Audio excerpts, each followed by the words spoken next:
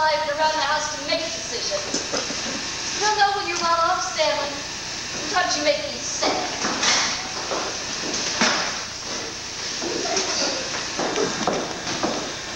Chapter 7, the infamous dinner.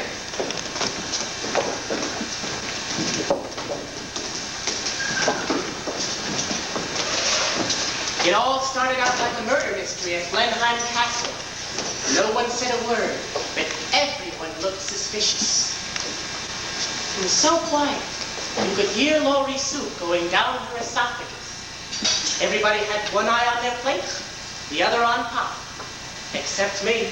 I sat opposite Nora.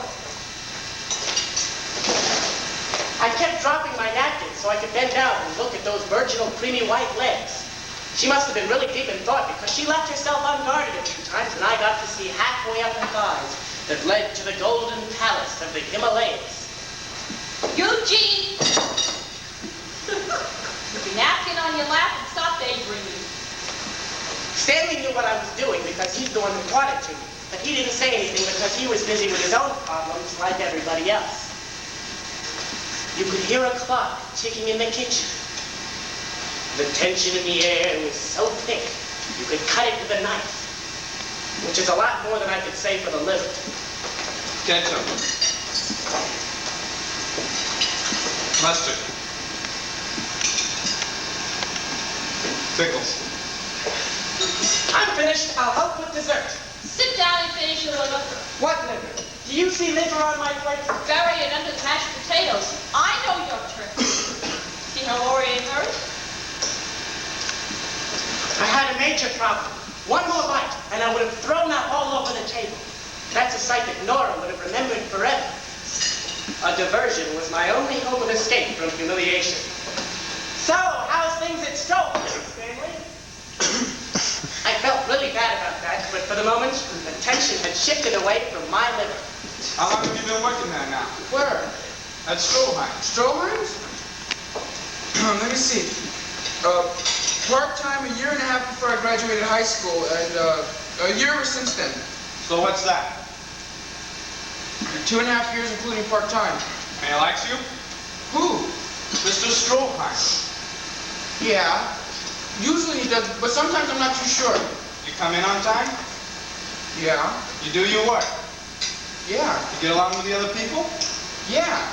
So why shouldn't he like you? How much are you making now? $17 a week. It's time you moved up. Tomorrow you go in and ask him for a raise. A raise? If you don't speak up, people take advantage of you. Tomorrow morning you go into his office, you're polite, you're respectful, but you're firm. You tell him you think you're worth another $5 a week. $5? He'll offer you $1.25, you'll settle for $2.50. I know how these things work out. You're a high school graduate. He's lucky he's got you. Well, I don't think this is the right time to ask him for a raise, Pop. I think his wife is very sick. You're afraid to ask him. Do you want me to take you in by the hand and walk into his office and say, my little boy wants a raise? I'm not afraid. Stanley, your father wouldn't ask you if he didn't think it was the right thing. Believe me, Stanley, now is the time to ask for it. Mom, I think I got a bone stuck in my throat. There are no bones in the liver. So, what's new again? Well, Nora, nothing is new. Mind your own business. I was just trying to introduce the subject. I don't need your help. You tell her to be quiet, Mother. Laurie, you may be excused if you're finished. What happened at dancing school? Nora received a very nice compliment from her teacher. She said Nora had professional potential. You didn't say potential. Potential is the future. Mr. Beckman is interested in Nora's immediate present. Isn't that something? Mr. Beckman is your teacher. No. He's one of the most widely known and respected producers on Broadway. Broadway? Imagine that. That's wonderful. And how are you doing in school otherwise? Doing fine. She's doing very well. I wish I were as smart as she is. Isn't that the same Mr. Beckman who's producing the great Broadway extravaganza Abracadabra? I hear if a girl gets hired for the chorus of a show like that, Not only is her career practically guaranteed, but the experience she gets is equal to a 4-year college education. Eugene, that's enough. Only a 4-year college education is equal to a 4-year college education. I don't think Abraham Lincoln ever went to college.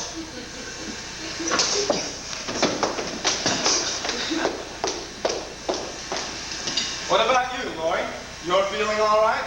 Yes, Uncle Jack. Getting plenty of fresh air. Much as I can hold in my lungs. Nora, did you tell Uncle Jack about the big tank that's filled with water? Girls, now why don't we just let Uncle Jack finish his dinner, and if we have something to discuss, we'll discuss it later. Something to discuss? If there's a problem, this is the time to bring it up. This is the family house. What a great idea for a radio show! The Family Hour. Every Wednesday night you get to listen to a different family sit down to dinner and discuss their problems of the week. And you get to hear different recipes. And now WEAF presents Dinner at Brighton Beach, starring the Jacob Jerome family and featuring that specialty liver and cabbage brought to you by X-Lax, the Myra. And the whole world's going to hear about a 15-year-old boy gagging on liver? Nothing to discuss? Nobody has any problems. Otherwise, I want to turn on the news. Well, as a matter of fact, What? nothing. I'll help with the dishes. You sit there and finish your liver. I can't swallow it. It won't go down. Remember the lima bean catastrophe last month? Does anybody want to see a repeat of that disgusting episode? Why does he always talk like it's a Sherlock Holmes story? He thinks he's a writer. And what do you think you are? Eat half of it, Which half? They're both terrible. quarter of it, 2 bites. One bite. 2 bites. I know you. If I eat 2 bites, you'll eat another bite. I'll take it upstairs to my room. I'll eat it tonight. I need time to chew it. These are not the times to waste food.